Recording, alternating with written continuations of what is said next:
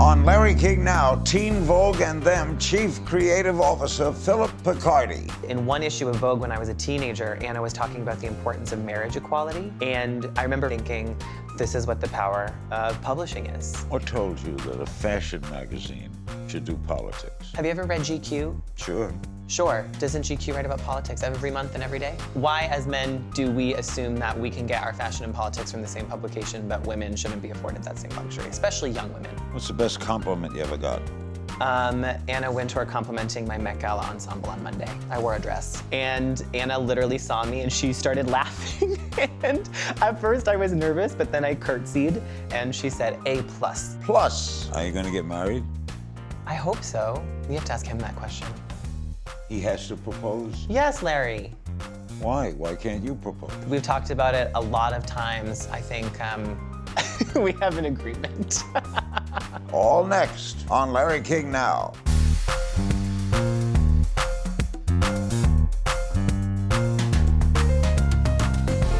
Welcome to Larry King Now. We're in New York City, where we welcome Phillip Picardi to the show. Phillip is Chief Content Officer of Teen Vogue and the newly launched Them, of which he is also founding editor.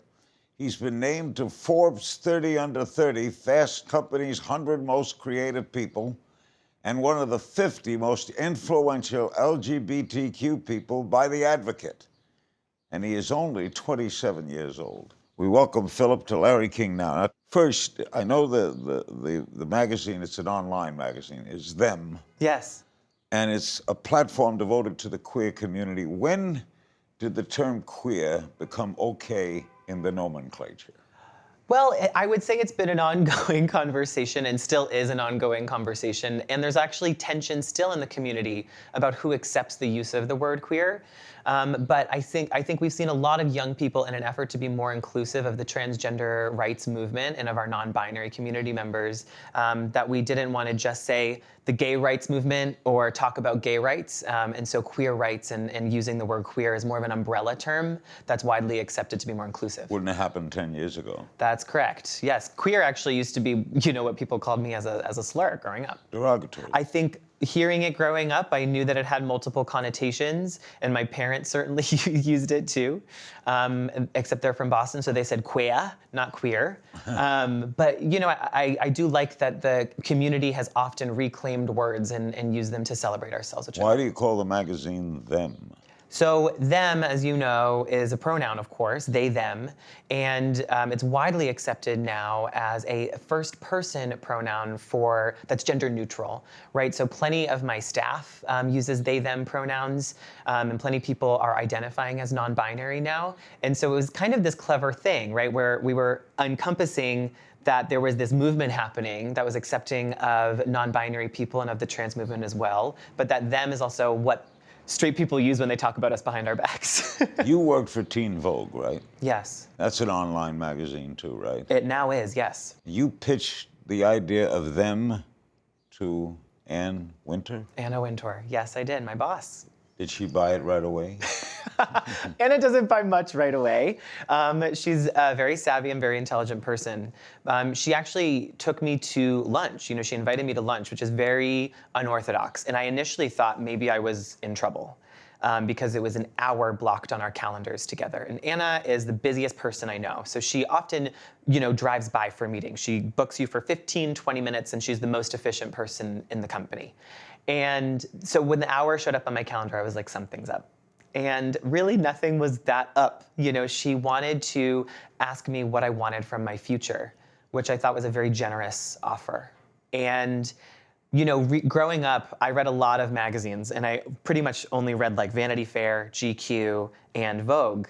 And in one issue of Vogue when I was a teenager, Anna was talking about the importance of marriage equality.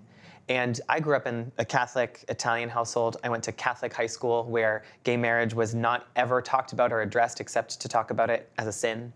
And I remember reading that magazine and seeing this editor-in-chief, who I didn't even know who she was at the time, take a stand on marriage equality and thinking, this is what the power of publishing is. And so sitting across from her, when she asked me what I wanted for the future, I was kind of weighing all of these things, the sense that digital media was becoming more and more homogenized. We were all chasing the same stories, running the same headlines, and I wanted to create something that was more community-based for young people to actually interact with, a two-way communication, rather than magazines telling us what to do and what to wear. And so, kind of off the cuff, I didn't have anything prepared. I pitched her the concept of them. Is it only for LGBTQ readers? No, of course not. The publication is for and by queer people, but of course we have plenty of people who love us and who want to understand us better and learn about what our lives are. Is putting together a magazine online different than to be sold on a newsstand? Of course. First you of don't all, have print.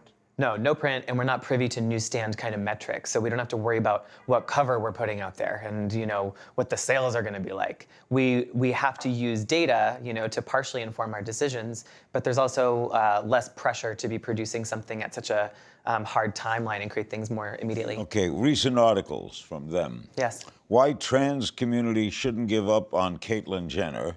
Yes. The 2018 Met Gala's 7 queerest moments. Yes, trans women can breastfeed. Here's how. Okay. Were they giving up on Caitlyn Jenner? Oh, yes.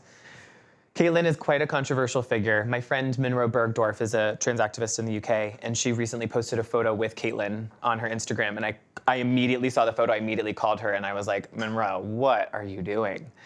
And the reason Caitlyn is so contentious is because even though she's the most public trans figure in America, inarguably, but she's obviously the most influential trans public figure of her own accord. It's not like the trans community has fully embraced her or held her up as this kind of model for the community. Her support of President Trump in the past, of Ted Cruz, and her support of policies that are in politicians who are largely homophobic is deeply troubling to Isn't most she of us. changing a little? I've interviewed her. She is changing a little, and I think Monroe's point in that article was that they were on this news program in the UK and they were being attacked by people who were saying trans women don't exist and it's fake. And so Monroe said, in this moment, sisterhood was more important than me within this internal kind of politics. I remember when President Trump said he would do more for the LGBTQ community than any other president ever.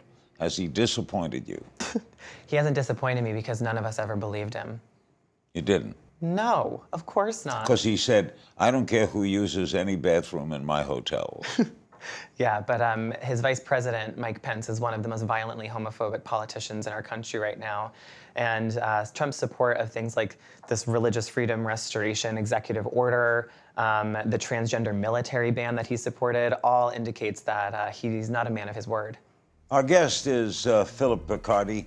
We're discussing Phil's swift rise to the top of Conde Nast and his millennial activism after the break. Stay with us. We're back with Phillip Picardi. He has launched Them. He was the chief content officer of Teen Vogue. You still got that too? I do, yes. So you got 2 jobs. 2 jobs. Your shirt aptly says, how can I tell my mom and dad? Yes. This is a shirt by cross. Willie Cavaria. He's a young designer who I love. Okay. How did you tell your mom and dad?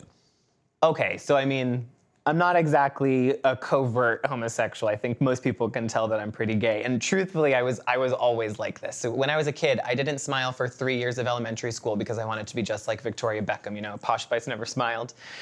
So, I used to bring Christina Aguilera's CD with me to elementary school. You could imagine my Catholic school teachers, they were so confused. So when I was 14, I decided it was probably finally time to tell my parents. And I wanted to tell my parents first because If you were, though, obviously, were they going to be shocked? That's what I thought, Larry. I was like, they know, it's gonna be fine. I'm gonna tell my parents we're gonna move on. Like, it's not gonna be a big deal. So I was watching the show Queer as Folk. Do you remember that show on Showtime? Sure. I used to watch it like with my face pressed against the television screen, volume all the way down in case anyone came into the living room while I was watching it so I could quickly press the off button. So I was watching this show and I felt so emboldened because I saw these guys who were cool and they were hot and they were living these great lives on television. So I ran up to my parents' bedroom in the middle of the night. It was like 2 in the morning, no lights are on in the bedroom, but I felt completely emboldened. I stood at the base of their bed and I was like, Mom and Dad, I have something to tell you. And my mom immediately turned around and she's like, what? What's wrong? You know, she thought I had done something. And I said, well, I'm gay. And like this, the woman just starts sobbing hysterically, crying, asking me a million questions. What are we gonna tell my grandmother? Am I gonna have children? You know, the whole thing. And then 10 minutes later, my dad rolled over and said, wait, what happened? He had slept through the entire coming out process, so I had to come out all over again. And how did he take it? He has a gay brother, and so he was actually more primed for this conversation than my mother was. But you know, he's also way more religious, so our relationship has, you know, gone through kind of divots as we've. In truth, in fact, after all the stupidity of looking at people differently, I don't know why I'm heterosexual. Right. And you don't know why you're not. Correct. You have no idea. No, that's right. It's, nobody chooses their sexual proclivity. None. Yeah, exactly. And I think what I realized as a kid is that I had this kind of time to figure myself out. And what I was trying to exercise in my adolescence was being patient with my family as they got used to it. The New York Times called Conde Nast's 26-year-old Phillip Picardi the man of the moment, the 26-year-old man of the moment.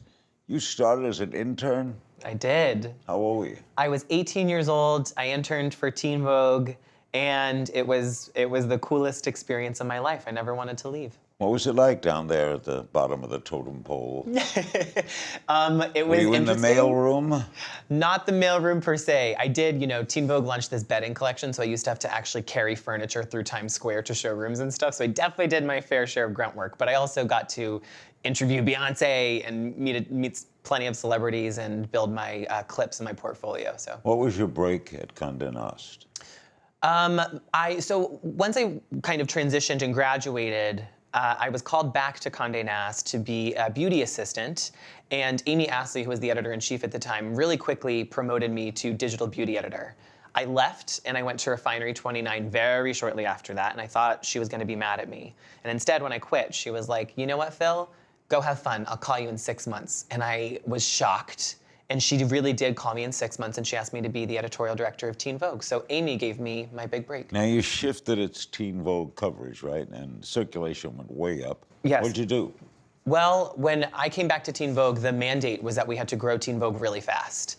And so what I told everyone was that, you know, fashion and beauty was becoming a more competitive space, and all of the women's magazines were covering that with bigger teams and bigger budgets than us. So what could we do that was different? And I was explaining to everyone what this kind of upcoming Gen Z was, right? This is the largest generation in history, the most diverse generation in history, the queerest generation in history, and they are also the first generation to grow up with the internet at their fingertips. So this level of information and intelligence of this generation is far different than what we've been dealing with before as a teen magazine. So we launched a politics vertical, and we covered at Teen Vogue the election for the first time, sexual health, reproductive justice, race relations, and LGBTQ rights. What told you that a fashion magazine should do politics? Have you ever read GQ? Sure. Sure. Doesn't GQ write about politics every month and every day? Used to be only a men's fashion magazine. Yeah, exactly. And why, as men, do we assume that we can get our fashion and politics from the same publication, but women shouldn't be afforded that same luxury, especially young women? And so it seems like a common sense decision for me. Coming up, Phil Picardi on the future of publishing, who he trade places with, and today's most influential American queer icons. More with the Teen Vogue editor and the Them chief content officer after the break. We're back with Phillip Picardi. He's chief content officer of Teen Vogue and the newly launched Them. What's the Teen Vogue Summit? The Teen Vogue Summit is, this year we're focusing on the midterm election. So we are getting these kids out to vote because we did a survey with Ipsos right before Donald Trump was elected, and we saw that most of our respondents said posting on social media was a more effective form of civic engagement than going to the polls. So we need to get kids excited about getting to the polls this midterm. You gotta go to the polls. You have to go to the polls. It is incredibly important. So hopefully the parents watching are gonna get their kids registered. Are you taking on the NRA? Well, we have Emma Gonzalez coming to take on the NRA for us. And also the kids that we featured on the cover with her, like Anzari Kepra from Chicago, Kenidra Woods, who led a school walkout in St. Louis, and her fellow Parkland survivors, Jacqueline Crane. Do you think about being successful at a young age, that too much too soon? The only reason I've been thinking about this lately is because of my dad. He pulled me aside before I took the Chief Content Officer role at Teen Vogue.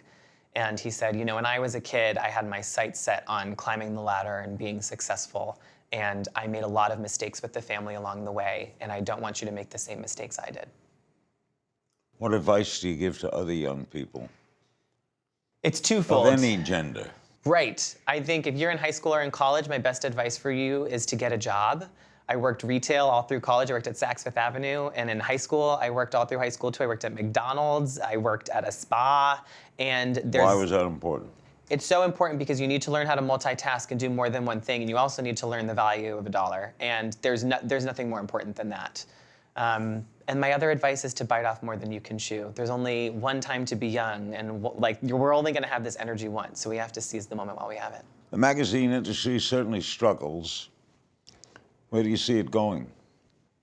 I see them becoming more focused on building experiences at a local community level. I'm hoping that we can be in more places than just in New York and LA, where we are currently. And I'm hoping that we also have an international expansion to help those communities abroad. Print going to be obsolete? I don't know that print is obsolete per se. It is not my focus as an editor, especially as someone who's worked in digital for the past 10 years of my life. I think print is super important, but you have to have a real point of difference and a real value beyond just the news cycle to stay on a coffee table. Do you read newspapers? I do. I read the New York Times and the Washington Post every morning on my phone. Oh, see, I read the print. I like the, you don't like the print? It's too big. I can't carry that on my commute. Oh, but to hold it. Yeah. Is there a demographic not being served today? There are plenty of demographics who aren't being served today. At Teen Vogue right now, we're working on this kind of package around the visibility of Asian American people in the media, which is super exciting and very interesting. And with the release of Crazy Rich Asians, it's brought that to this kind of collective consciousness. So that's been an interesting How much leeway you give your writers? All of the leeway. Really? Yeah, you know, because most of the work that I do is getting out of people's way and giving them a platform, not in helping them to shape their platform. So my editors are very free to do and shape their voices they see. Do you write? Very rarely. It's one of my New Year's resolutions to write more. We play a little game here, Phillip, of If You Only Knew. Okay. It's not a trial, you don't have to answer. What's your guilty pleasure? Cheetos. Cheetos. I love Cheetos. Strangest job you ever had? McDonald's. What did you do mostly? Drive-through. I broke a record for the store with this girl Marisol. I was very proud. I was 14. The journalist that made you want to pursue journalism? Anna Wintour. Secret talent? I don't keep my talent secret. Most influential queer icon right now? I'm so excited by Lena Waithe and Janelle Monáe and Janet Mock. And what do they do? Lena Waithe is, you know, very well known for her work in television and pioneering queer narratives in television. She's also won an Emmy Award. Janelle Monáe just came out as queer in a Rolling Stone interview, and she's a singer who's very well respected. And we love her. And Janet Mock is one of my best friends. And she's a trans rights activist and an author and is working on Ryan Murphy's new show, Pose. Getting old. Who would you trade places with for a day? My boyfriend. Serious boyfriend? We've been together for 3.5 years, but he's an ER doctor. Emergency room doc, toughest job of all. Yep, in Bellevue, here in New York. Toughest hospital to be an invalid. Exactly, Larry. And I think sometimes in fashion, we think things are emergencies, like Met Gala outfits. It'd be really nice to better appreciate what he does every day to save lives. His deadlines are real. Yes, literal deadlines. Are you going to get married? I hope so. You have to ask him that question. He has to propose? Yes, Larry. Why? Why can't you propose? We've talked about it a lot of times. I think we have an agreement. What's the biggest risk you've ever taken? Launching a queer publication at Conde Nast. What's something you wish you were better at? Listening. Last time you were starstruck? The Met Gala, Monday night. What keeps you up at night? The fact that I probably should go to the dentist. You're very forthcoming. If you weren't in the media, what do you think you'd be doing? I hope television one day And I really want to work, I want to figure out how to work for a nonprofit and translate some of the skills that I've learned in media and bring that to a nonprofit. What's the best compliment you ever got? Anna Wintour complimenting my Met Gala ensemble on Monday. I wore a dress. You wore a dress. I wore a dress. Was that a big thing for you to do? It was my first time wearing a dress, but it was, it was a Catholic theme, so the dress looked like a nun's outfit, kind of. It's by this designer, Charles Jeffrey. And Anna literally saw me and she started laughing. And at first I was nervous, but then I curtsied and she said A+. And so that was... Did your boyfriend go with you? He did not. I was solo, which maybe was for the best. Is there something you believed to be true and then realized wasn't? Growing up in my family and in my upbringing, I always was brought up to believe that you have to put family above everything. And I think that's so true in so many cases. But a lot of the work that I've done has really been contentious with some of my family members and has created real interesting dialogue. And I think actually by going against the grain of what I was taught and in my upbringing, has made me a better person and has made my relationship with my family stronger. Tell me something people don't know about you. I'm an introvert. I really am. Come on. I need a lot of time alone. Were you bullied as a child? I was bullied as a child, mostly by my older brother, but other than that, in school, I was pretty okay in school. Yeah? Yeah. Your older brother bullied? Yeah, 5 kids. All older brothers bully. Exactly. In our final segment, we'll have Phil answer some social media questions. Plus, Phil's thoughts on the Met Gala. We'll elaborate on that, and we'll be right back. My guest is Phillip Picardi. He's been named to Forbes 30 Under 30, Fast Company's 100 Most Creative People. He's the Chief Content Officer of Teen Vogue and the newly launched Them. Before we have some social media questions, what was it like, the Met Gala? It was your first. It was dazzling. What happened? Well, you do the red carpet, so you walk up the stairs, and so you're in the midst of all these celebrities. You get into the museum. There's this beautiful kind of floral arrangement in the center, and then you walk through the museum, like this kind of private tour, really, to see all of the Costume Institute's work. Aligned with the iconic pieces that are already in the Metropolitan Museum. There's a cocktail hour. Madonna performed. I mean, it was Who picks stunning. the theme? That's a really good question. I probably should know better, but I believe that it's a negotiation between, of course, the Metropolitan Museum of Art, Anna Wintour, and Andrew Bolton, who's the curator there. And this year's theme was? Heavenly Bodies was an analysis of fashion's relationship with Catholicism. The Cardinal went, right? The Cardinal went, yes. Was that close to home for you? It was very close to home for me. I literally left Boston and really with the intent of never looking back because I wanted to finally go to a place like New York and work in fashion where I could be accepted and be fully myself and live free of shame. So the irony of getting invited to my first Met Gala and having it be Catholicism with like cardinals and literal priests around me was really not lost on me. And Tom Brady and Alec Rodriguez. Yes, I am sure that they were there. You wouldn't have noticed. No. Okay. I met the owner of the Patriots when I was there. Oh, nice guy, great guy. He's a good guy. I didn't know. You're not a sports fan. Not a sports fan. My dad was super excited about that though. Some social media questions for you. Kimmy Small. Upping web traffic is cool for online ad revenue, but have you seen where more web traffic bolsters subscriptions and physical magazine sales? Yes, at the height of, the kind of post-Trump election period in Teen Vogue's history, that was when our traffic was at its apex. So we were around 12.5 million unique visitors at that time. And there was a direct correlation between our site traffic and people saying, I want to support your journalism by buying subscriptions to your magazine. And around that same time, Vanity Fair and The New Yorker saw a very similar phenomenon happen. Style Tropicalia. Can ageism affect a woman in her late 30s if she wants to start a career at a fashion publication? I sure hope not, but of course there are so many obstacles against us when we walk into any door in this industry. But I think the most important thing is being able to articulate why you have a clear and different point of view when you want to work in this industry right now. And breaking in, I think, is easier than it really ever has been, especially with the advent of social media. Contact editors on social media. We often put our emails in our bios. My email is in my bio. You can email me anytime. And I think that's a great way to get your foot in the door and start building clips. The Lux Loft 2H2, do you think influencer marketing is appropriate for diffusion and luxury brands? It depends on the brand and your point of view. Just be careful about oversaturating yourself by aligning with all these kids on Instagram. Pick the right people and the right markets with the right engagement and not just people with big followings.